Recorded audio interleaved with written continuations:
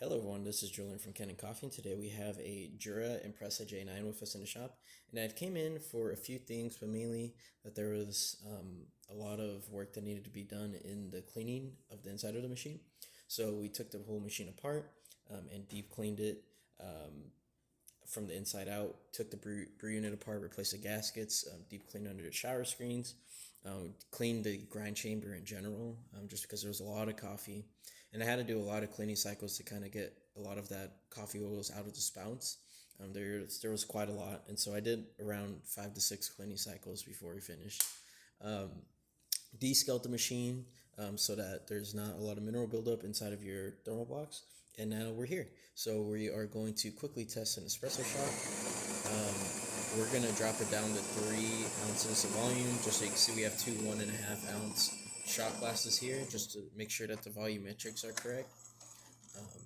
So we're going to wait for it to start brewing, and we're going to drop it down to 3 ounces. It's going to do pre-infusion, so a little water for the first few seconds, and then it's going to start brewing. As you can see, it comes out nice and clear. No cloggage at all in the pipes or in the spouts.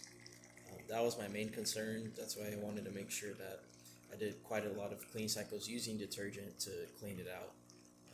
And it should give us 3 ounces or a little over or under. Perfect. So that's 1.5 in each cup. Move that to the side here. Now we're going to quickly test this side, mainly just steaming milk.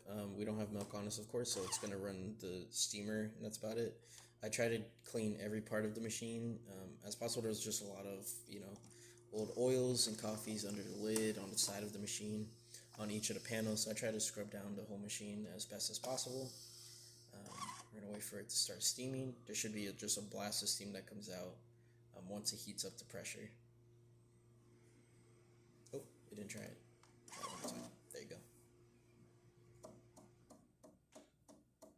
So I can hear the pump kick on, and there it goes. Good amount of steam coming out. Nice and consistent. Of course, you would hook this up to a hose that has milk in the container. But yeah, that's about it. You can cancel that.